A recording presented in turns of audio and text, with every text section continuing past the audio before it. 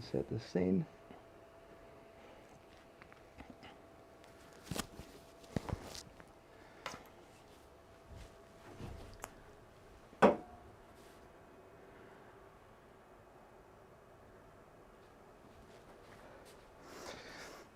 Hello, the internet.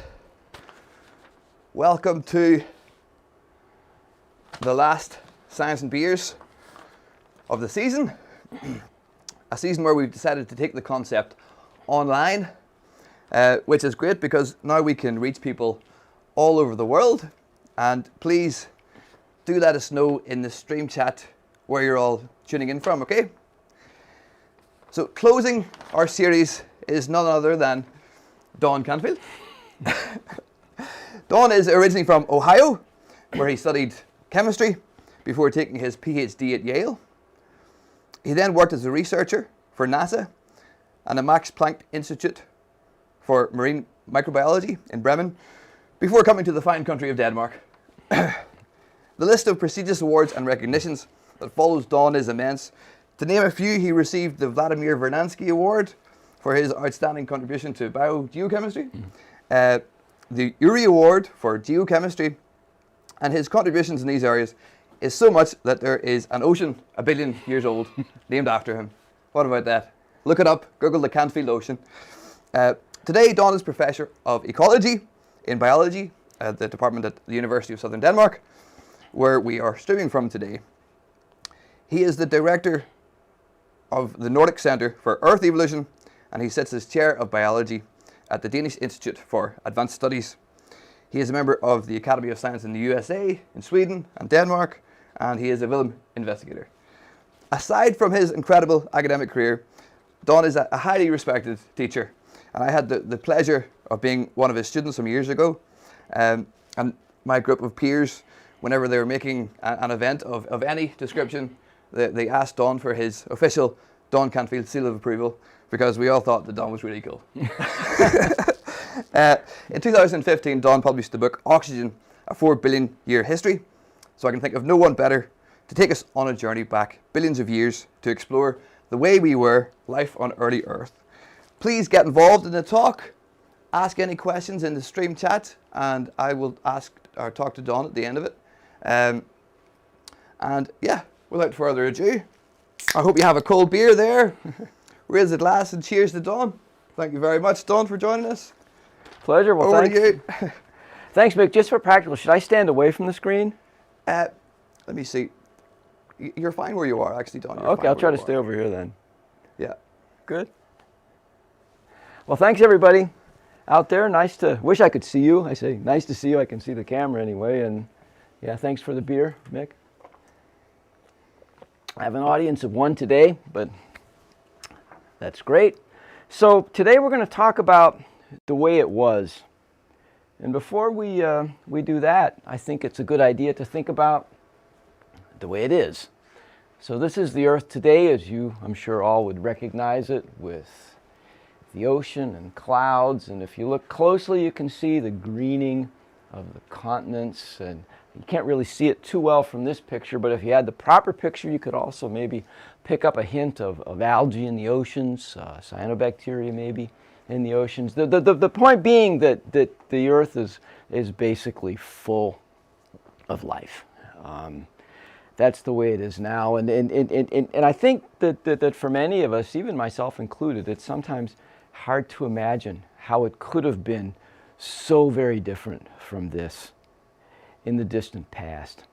And when we're talking about the distant past, we really are going to go way back to more or less the beginning, at least to start. And the Earth as such is 4.5 billion years old, formed from a bunch of cosmic debris a long, long time ago. And if we then jump maybe 500 million years from the time when the Earth was just formed, an artist's conception would say that the Earth looked something like this.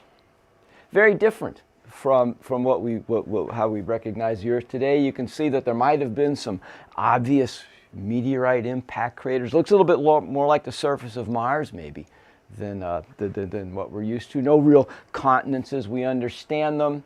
probably some kind of a liquid ocean, that also lots of volcanic activity, a hot spot. So the Earth was very different at this time. Whether there was life on the Earth at this period in Earth history, we don't know. But we can be certain that at the time when the Earth first formed, 4.5 billion years ago, there was no life on Earth. So part of the story that we need to tell is a little bit about how we get life on Earth. Where does life come from? So the origin of life. Whew, that's a tough one. And I'm not going to try to pretend to give you any particularly cutting-edge insights into how that happened. We don't know basically how that happened. But if you stand back and think about it logically, you can think that the Earth went from the time when the planet formed when there wasn't life to a time period when there became some kind of a stable hydrosphere. In other words, there were oceans, there was water on the Earth, and as we know, life loves water. We don't know of any life on the Earth that doesn't require it. And then we can think there was chemistry, some kind of chemistry, any kind of chemistry. But the kind of chemistry that people tend to think about is chemistry involving perhaps some of the building blocks of life. Some very, very simple organic molecules that could be structured into some of the biomolecules that we have within our own cells. But chemistry, nonetheless, meaning organic compounds that are interacting more or less randomly. In this transition, then, the idea is that there became, probably through a bunch of random reactions, some kind of a world where there wasn't life yet, but there was some kind of an organization of biomolecules in a regular pattern on something that might have been RNA molecules. So we're talking about something which they're calling a pre-RNA world. They call it a pre-RNA world because RNA has a very, very special property, at least some RNAs do. They can form enzymatic processes, so they're called ribozymes. So some RNAs are actually able to catalyze chemical reactions. So now you can start to think that we go from a world where we had disorganized chemistry to something organized like RNA, and now something like an RNA acting a little bit like an enzyme that can perhaps reproduce itself or perhaps make some other kind of biomolecules. So now we're into an RNA world. It's not life yet, but it's chemistry which is directly reproducing itself. Now we come into the idea being that the RNA became double-stranded. In other words, DNA. DNA has the big advantage in that its replication is much more regular. You can have much more complex DNA than you can have RNA. And that the idea being that now from an RNA world or a beginning of a DNA world, that perhaps more interesting, exciting biomolecules can be produced, enzymatic molecules. So then this DNA world gets encapsulated into a cell, and then the metabolic processes evolve, and then we have life. Whew. Okay, that's a big story, encapsulated in a few words, and I think that if you stand back and don't worry about the details of it, you can see that there's some kind of a logic in it, at least from the basic idea that we go from the idea of there being chemistry to some kind of an organized chemistry to something which is actually life. So I think hopefully we can agree that something like this happened. There's an idea that much of this might have happened in the deep sea in areas called hydrothermal vents, and we'll get back to those and talk about those in a little bit more detail in a few minutes. But these are areas, well, I'll wait and we'll talk about those in more detail. But the idea being that the hydrothermal vents might have offered surfaces where some of these chemical reactions might be able to become organized. It might have offered some chemical compounds that could have helped this organization process. it might have been actually a place where early life actually formed. So we have this idea that at some point in time life evolved on the Earth. Why don't we look a little bit at the geologic record now? And we can be reasonably certain that by 3.8 billion years ago, so this is a couple of 100 million years ago, million years after that sort of artist's impression of the Earth I showed you a few minutes ago, that there was some kind of life on the Earth.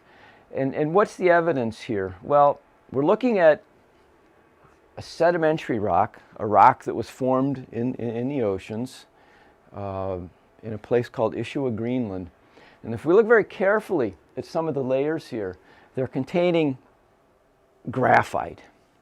And this graphite was once organic matter. And this organic matter, or graphite, has properties about it, including isotopes. We'll talk about that later. And the chemistry of the rocks also, which suggests that this probably was a product of life. So by 3.8 billion years ago, there was life on the Earth, and we see that in the geologic record. And now we can start to ask the question, okay, what kind of life might there have been? Cheers. And these rocks don't actually tell us very much about that. This graphite isn't well enough preserved. There's no fossils as such that we can go back and explore. So what kind of life might have there been here? And what kind of life might have there originally been on the life? And in order to life on the Earth, in order to understand that, we need to think a little bit about the properties of life. So all life requires some kind of energy. You know, I just got a little bit of energy from this beer here. Of course, there wasn't beer around back then, and there wasn't an organism that could probably use it. So we'll forget about beer for a moment, and think about what kind of energy might have been around for the earliest life. In order to think about this, we need to think a little bit about how the Earth actually functions. The Earth, in many ways, is a large engine which is being driven by temperature differences between the internal part of the Earth and the surface of the Earth. The interior of the Earth has a temperature of over 5,000 degrees centigrade. It's similar in temperature to the surface of the sun, so it's very, very hot in the interior of the Earth. And you're probably familiar with this idea that when you get something that's hot and cold at the top, you get a temperature gradient, and convection cells can develop. And these convection cells are certainly a part of the functioning Earth. And what they do is they bring hot material, this is the Earth's mantle here, hot mantle material down towards the interior part of the Earth, and then as it warms up, it rises, as hot material does, and then forms a convection like this. And as a part of this process, what happens is that some of this hot material actually spills out onto the bottom of the ocean and forms the seafloor. And it is here where this hot material forms the bottom of the ocean, forms the seafloor, where the interesting stuff is happening with in the context of life, in the history of life. And one way of thinking about that, so we'll go back, sorry Mike. One way of thinking about that is that we have this convection cell here, which is established by the temperature difference between the interior of the Earth and the surface of the Earth. But we also have a temperature difference here, which is established between this hot material that's rising up from the interior of the Earth and the ocean itself. So what happens is that ocean water actually circulates through this crust of the Earth. And that's where the interesting things happen. So if we are to look at various places on the bottom of the ocean, we sometimes find things like These are called black smokers. They're hydrothermal vents.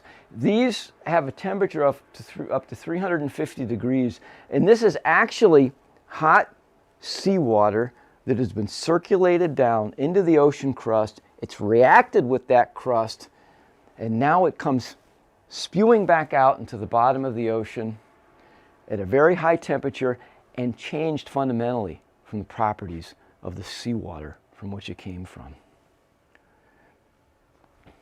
So this is a key. This is where we need to start looking when we start looking for the kinds of energy that early life might have, because this early, or not this early, but this seawater, as we see it here, after it's reacted with the rocks of the seafloor and then spewed back out, has chemical compounds which can be used by life. So hydrogen, for example, CO2, some of these other things, hydrogen sulfide, organic compounds. This is fundamentally different stuff from seawater itself, but it's charged with the energy that life can use in order to survive, in order to be life. And in order to explain that a little bit, I want to say something which is which some of you might get, some of you might not, but in order for life to persist, it needs energy. And by energy, what it needs to do is to have thermodynamically favorable life-supporting reactions.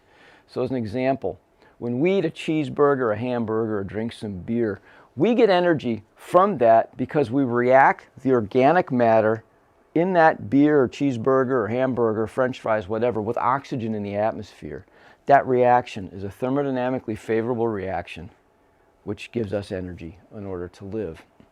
Now, way back in Earth history, when life was first establishing itself, there wasn't oxygen around. So that was not possible, but there were other possible combinations of chemistries which could have actually promoted life, and this is one of them. Coming out of the hydrothermal vents would have been CO2 and hydrogen. And there are organisms called methanogens. Here's a picture of some modern methanogens today. They're not very big, just tiny little beasts, less than a micron or so in size. But what they can do is they can take the CO2 and the hydrogen and they can make methane. So you could imagine that this 4 billion years ago, 3.8 billion years ago, in hydrothermal vent areas, there were organisms that were able to do this, and that's how they were living. And that's what they were doing there.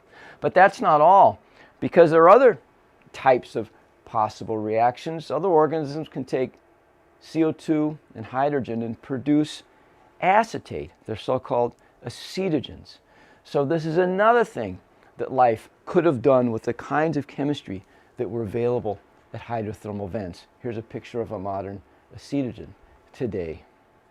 So there's a variety of different possibilities that early life might have had, given the types of energy that was available on the early Earth. And you could imagine that early ecosystems started to form as a result of this. So for example, we have methanogens and acetogens making organic biomass, making cells, but they don't live forever. So they die and they become decomposed by another group of organisms known as fermenting organisms, which give nutrients and hydrogen and stuff back that can be used by the methanogens again. So you can imagine that we get ecosystems which are starting to cycle energy, not only just gaining energy from the vents, but ecosystems that are cycling it. And I think that if you want to imagine what life might have been like on the earliest Earth, when life was first evolving, this would be a pretty good picture. it's not a lot of life we're talking about. We're talking about life which is concentrated in these particular areas where you get these high energy compounds that they can use. But it's life nonetheless. And this, I think, is a reasonably good picture as to how it might have been in the earliest life. Now, one of the major revolutions in the history of life was the development of photosynthesis. So with photosynthesis, what you can do is you can escape a little bit some of these confines that might have kept you at the bottom of the seafloor, because now what photosynthetic organisms can do is they can start to use the energy from the sun in order to help promote life and metabolism. So the earliest type of photosynthetic organisms are perhaps a type that you're not familiar with. They're called anoxygenic photosynthetic organisms. Okay, that's a long word. What does it mean? Anoxygenic, that means not oxygen producing. Photosynthetic, you know. So anoxygenic photosynthetic organisms are photosynthetic organisms that don't produce oxygen. They do something else. So here's an example of a reaction that anoxygenic photosynthetic organisms can do. They can take hydrogen sulfide, use the energy from the sun to convert that with bicarbonate and produce biomass to produce cells, and then they make sulfate as a product. So in a sense, it's kind of similar to oxygen producing photosynthesis. If this was oxygen producing photosynthesis, this would be water and that would be oxygen. But instead they're taking hydrogen sulfide and they're producing sulfate. Now, this is an example of a population of these anoxygenic photosynthetic organisms in the modern world. And where are we here? We're on Bälkestrand on Bornholm. And I have this terrible habit when I'm there, and my family will attest to this, is when I'm running along the beach and I see a little spot where there's a little bit of green on the sand, I take my foot and I make a little divot in the sand.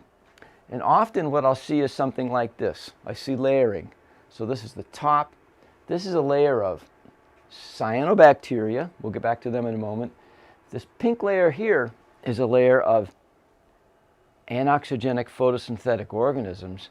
And then there's some sulfide producing organisms down here. So the sulfide's produced down here. It's used by the anoxygenic phototrophs. So these actually aren't rare organisms. If you ever go to Bälkestrand or Duolestrand on Bornholm and in between ice creams, you can go to the beach and see if you can find them yourself. But they're around. Now, in the modern world, the sulfide that's produced down here is ultimately from the decomposition of the cyanobacteria that are growing at the top. So they get their energy from the cyanobacteria, which means that the anoxygenic phototrophic organisms here are also reliant on the cyanobacteria in order to grow here at this place. So on the early Earth, before there was oxygen producing organisms, we'll get to those in just a minute, where might have we found these anoxygenic phototrophs? Well, we might have found them at a place like this, Grand Prismatic Spring in Yellowstone, where sulfitic waters are coming from the interior of the earth, and they're spewing out onto the landscape, and as a result, anoxygenic phototrophic bacteria are living from this sulfide. So, you could imagine that on the early Earth, these anoxygenic phototrophs would have been found in areas like this, where sulfide was able to come from the interior of the Earth and and spill out onto the landscape in the presence of sunlight. And where do we find those kinds of environments today? Well, we find them in many places. There's Yellowstone Park, there's Iceland, there's a variety of different places, the North Island of New Zealand, where we find environments like this. They're more widespread, actually, than what I'm showing here. But the point that I want to make is that if we think about the early Earth, life on the early Earth, anoxygenic photosynthetic life, would have been reliant on these types of environments. So we would have found life on the Earth in deep hydrothermal vents where we had the energy for that, and we would have found life on the land where we had things like hydrogen and iron and sulfide that anoxygenic phototrophic bacteria could use. So there would have been life dispersed around the Earth in a variety of places, but not a lot of places, not everywhere. I mean, remember this picture of the Earth that we looked at in the beginning. Life is basically everywhere on the Earth now. It wouldn't have been like that back then. It certainly would not. It would have been reliant on the energy coming from the interior of the Earth for the most part.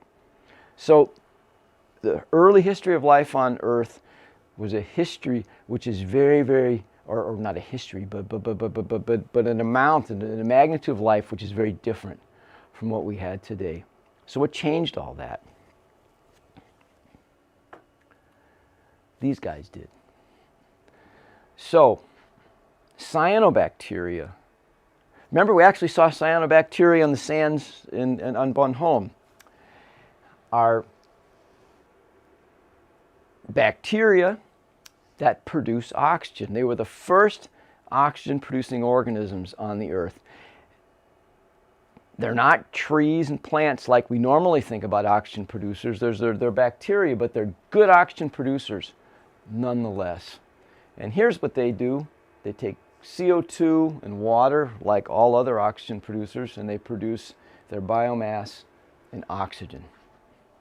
So cyanobacteria were the great liberators. I'll get into that in just a moment. I just want to give you a little brief picture or understanding maybe as to how, cheers, cyanobacteria might have come around. Well, this is a little tiny bit complicated, but you don't really have to follow the argument so much as just look at the colors. The process of oxygen production by cyanobacteria and all other oxygen producers follows something called the Z scheme. So this is how energy is made in the photosystems of oxygen phototrophs. This is how oxygen producers collect energy from the sun. They convert it into energy that they can use as organisms, and how they make oxygen. You can see it has a particular pathway with these a bunch of different ends, different compounds involved in transferring the energy. Don't worry about that. But what I would like to point out is that this part here, which is called photosystem 2, has a photosystem which is very similar to the one used by a particular anoxygenic phototroph called purple bacteria. This part here, the other part of the Z scheme of oxygen phototrophs, has a photosystem which looks very much like the one used by green sulfur bacteria. So you could imagine that at some time early in Earth history, there were these two types of anoxygenic phototrophs, and somehow an organism was able to combine these two different types of photosystems into one, giving us the Z scheme and the beginnings of the development of oxygenic photosynthesis. So in sort of a historical context, in the history of life on Earth, oxygen production sort of required the pre-evolution of at least two types of groups of anoxygenic phototrophs. So I think that's kind of cool. didn't just come out of nowhere.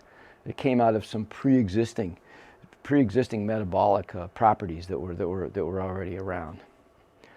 So if you were to go back in time now to when after oxygenic phototrophs evolved, you might have seen landscapes like this. This is from Shark's Bay in Australia, but what we're looking at is a rock type called a stromatolite.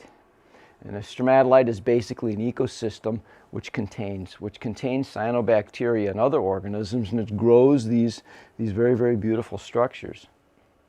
If we look back into Shark's Bay, and you look sort of out towards the sea in a bigger scale, you see something like this, which is basically a big landscape of these stromatolite organisms. And on the early Earth, you could imagine that these types of landscapes would have been very, very common in the shallow ocean areas. So now just think about that for a second. Before the evolution of oxygenic phototrophs, life was confined to the deep sea hydrothermal vents, or to these areas in the ocean or the areas on land where you had sulfide and other compounds. Oxygenic phototrophs now would have populated basically anywhere where you had light and water, and of course nutrients for them to grow. So instead of being confined to areas where you had sulfide and hydrogen coming from the interior of the Earth, they're available or possible to live, or they had the possibility of living in environments that had light and water, which is basically most of the surface of the Earth. So you could imagine that the magnitude of life on Earth, the amount of life on Earth, increased dramatically with the evolution of oxygenic photosynthesis. Many would argue that outside of the evolution of life itself, this was the most important biological innovation in the history of the Earth. So not only did the amount of life expand dramatically, but the types of life expanded dramatically. So organisms that use oxygen all of a sudden had the possibility to be present and it evolved into ecosystems. And that's a lot of different organisms, including us eventually. So this evolution not only increased the magnitude of life, but the possibilities of life on the Earth.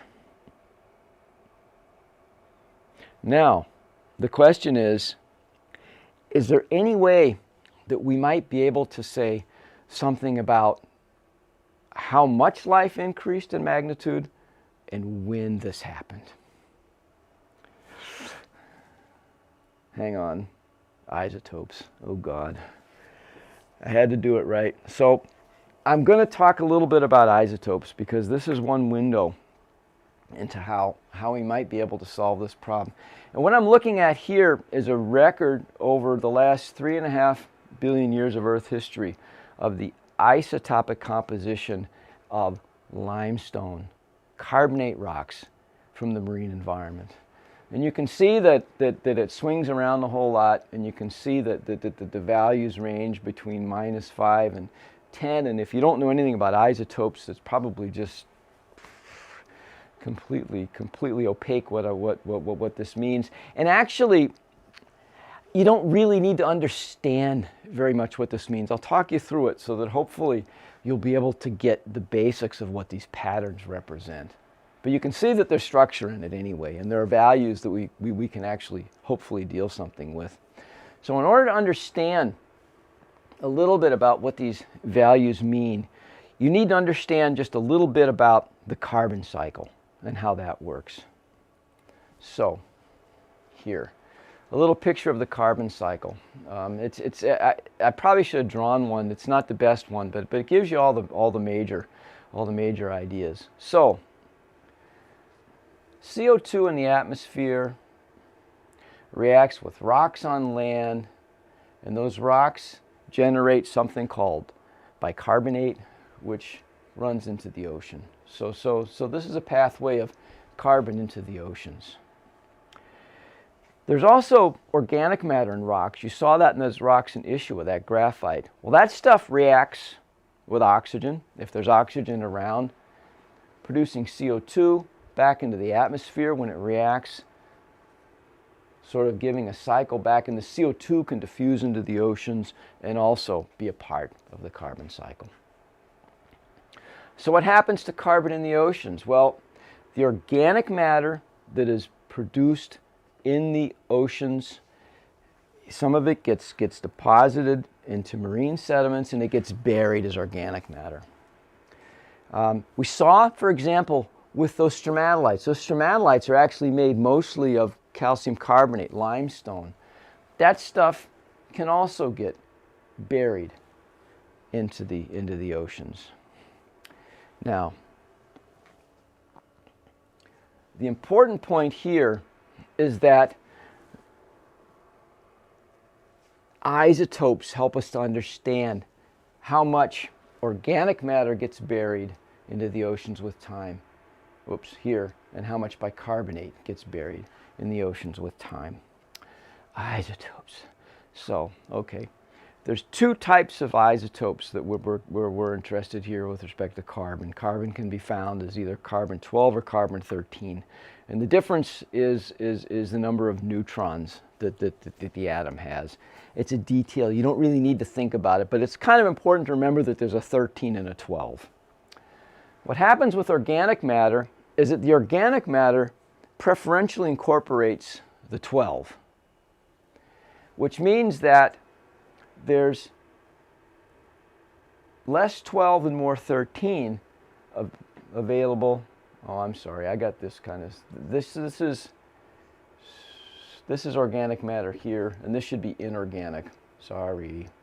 So this is the organic matter, which is depleted in carbon-13. It's enriched in carbon-12, which means that the inorganic carbon is enriched in the carbon-13.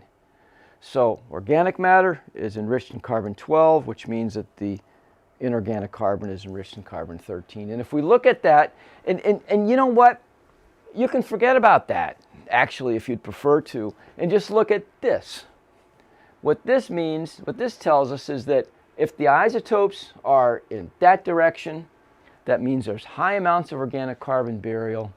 And if the isotopes are in this direction, then there's low amounts of organic carbon burial. And again, the amounts of organic carbon burial are giving us some indication for the amount of life that there is. If there's not very much life, then we don't get very much organic carbon burial.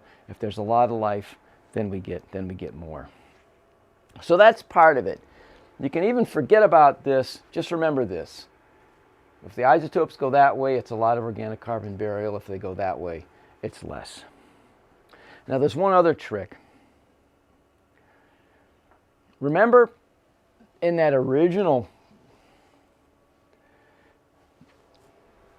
drawing I showed of the carbon cycle that CO2 can come from the oxidation of organic matter in rocks. You can think about that rock at issue. You can think about coal when that gets oxidized. So what happens during the oxidation is that oxygen from the atmosphere reacts with this organic matter and produces CO2.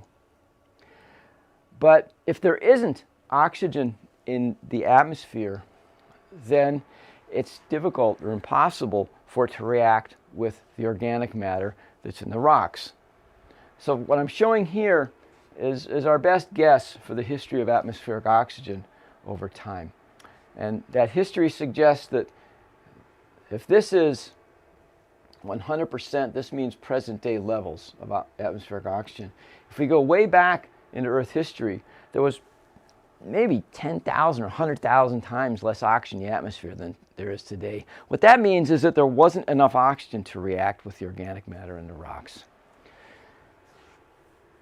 At a certain period of time, that oxygen level increased a lot to something which was maybe 1 or 10% of what we have today, and then at another period of time, the oxygen level increased to what we have today. This is a whole other story. I don't want to dwell on this today.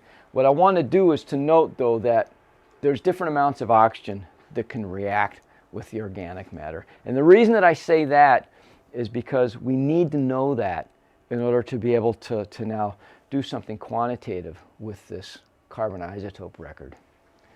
So what I've done is run a little model, and I apologize for the size of the figure, but just bear with me here. Don't worry about that part.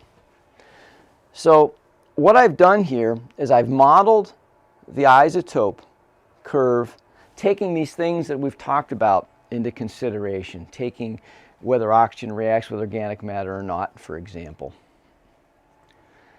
And what I've done here is I have reproduced the amounts of organic carbon that were buried during Earth history as a result of this model. And this one here is this one here. And you can see that this graph here does a pretty good job with the early carbon isotope curve, but it really doesn't do a very good job with the later isotope curve. Both the green and the yellow lines do a much better job. So what I would argue is that what this graph is telling us is that the amount of carbon buried early in Earth history was low, very low, as we thought it should be, as it would be. And that we come to a period of time here about 2.4 billion years ago when the amount of activity, the amount of carbon burial increased dramatically. This is what the record is telling us. So, what does that mean? Here we're talking about the earliest biosphere.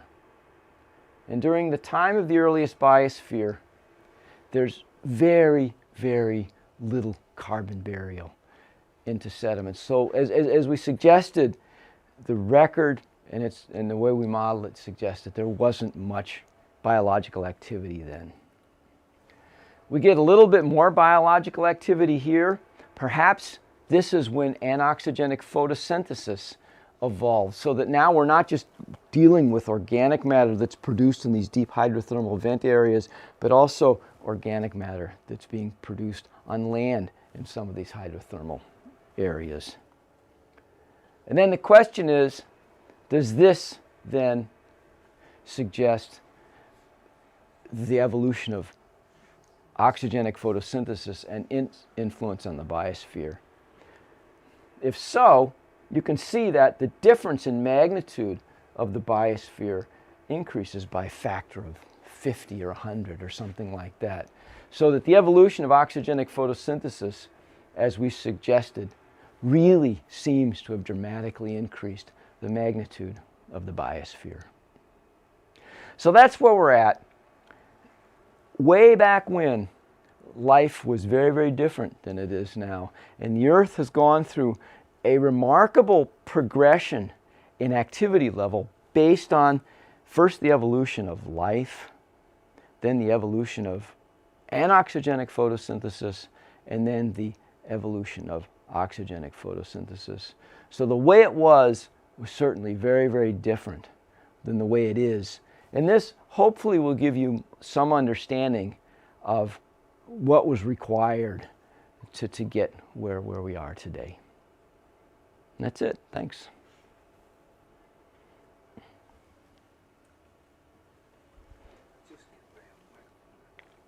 One, two. 1, 2. Well, thank you very much, Don, for that wonderful trip back in time. Skål. Skål. Cheers. Let me see. So, can our viewers on YouTube hear me?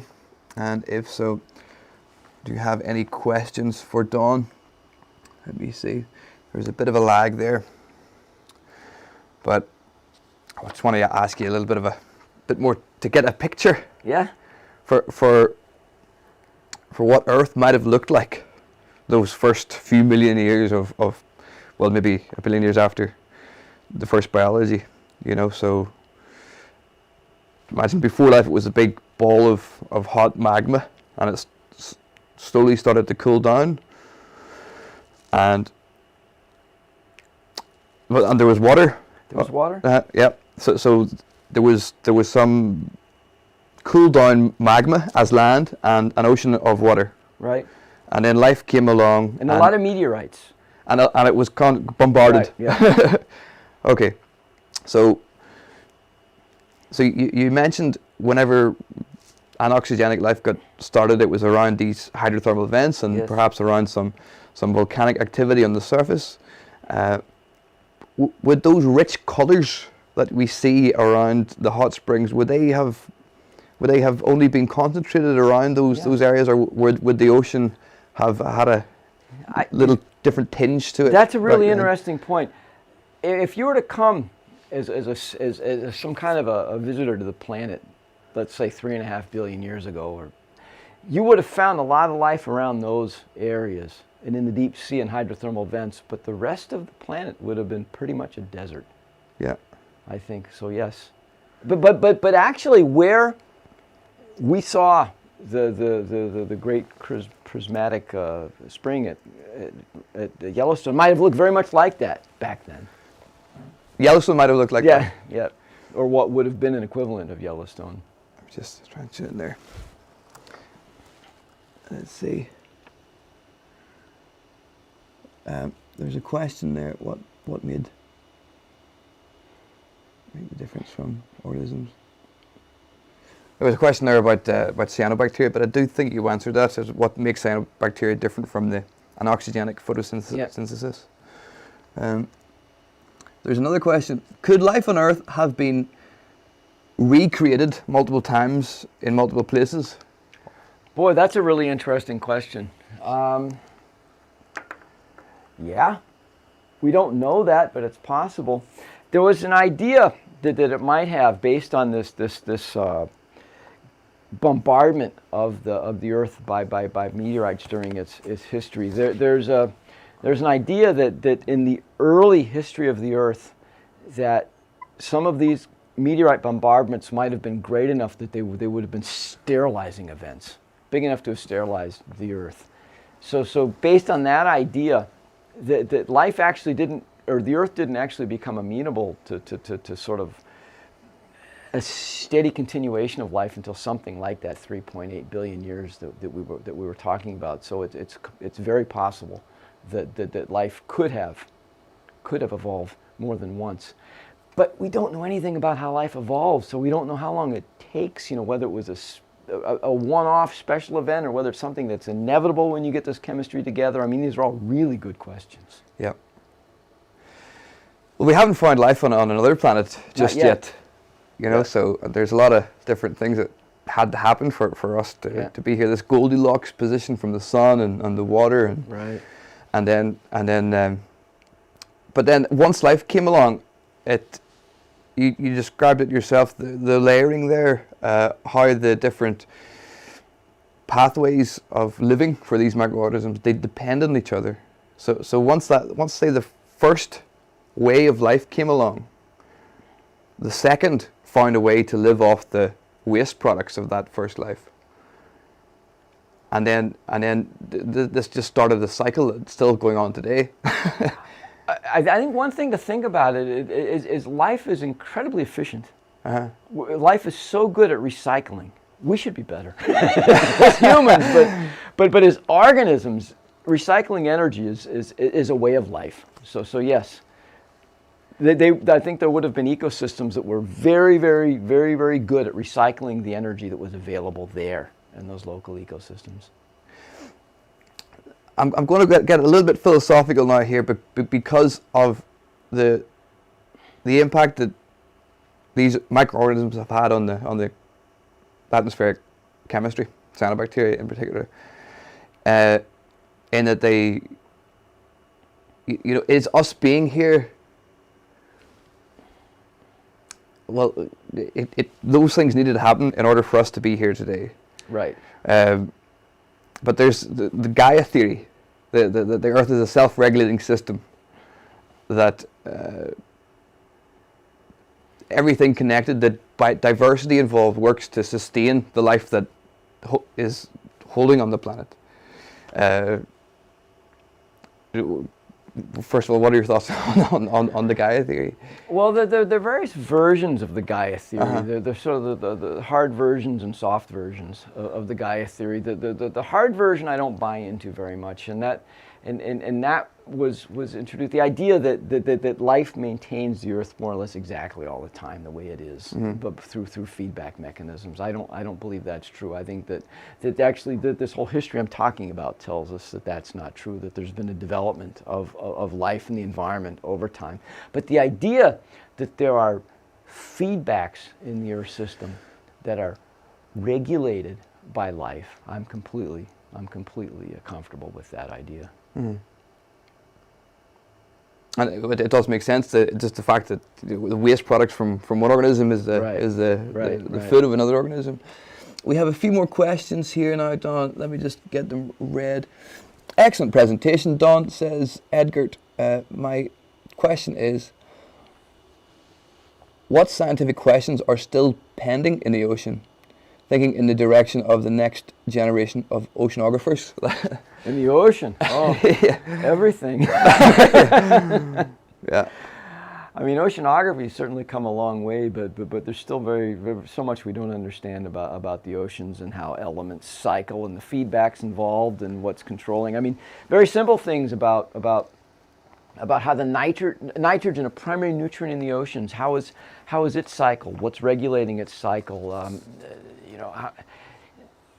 What's controlling whether there's enough nitrogen or not in the oceans? And all these things are really important questions, especially as climate change seems to influence the chemistry of the oceans, which could impact things like nitrogen. And I've just been thinking about this a lot in terms of there's some things that we just know very little about. We know very little about the ocean floor, basically, and its chemistry and what regulates that. So I think that there's lots and lots of opportunity to really further understanding in oceanography. I hope Edgert is pursuing these questions. Let me see. I bet you didn't expect a question about isotopes, but Arvin asks, why does life prefer one isotope over the other? It's a kinetic thing. It's simply a kinetic thing. If you think about, short answer. Carbon-12 oxygen bonds are more highly energetic than carbon-13 oxygen bonds. And what that means is that an enzyme that is involved in breaking the bonds in CO2 will just because of that energy difference preferentially break the carbon-12 bond.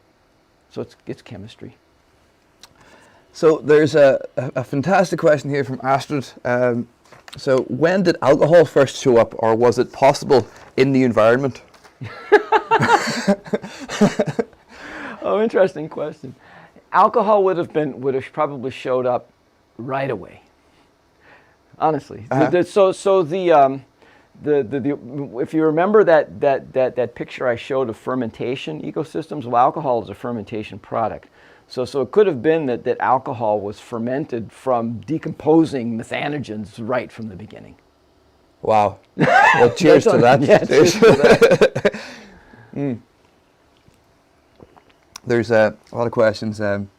Ona says, great question, Astrid.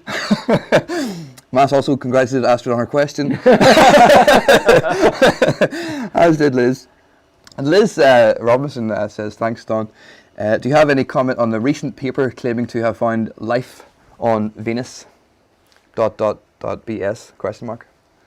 I think it's up in the air. Great answer. Yeah.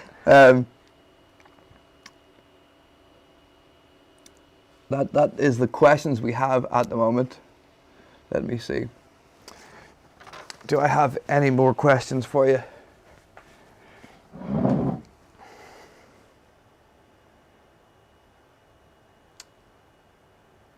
Whenever you're looking at these rocks, Don, are you trying to imagine, like, just what the Earth was like? I do. Yeah. I do. Do you have fun with that? I do. It's difficult. I mean, you're most of the rocks are gone. You're only left with just very few of the original rocks that were made.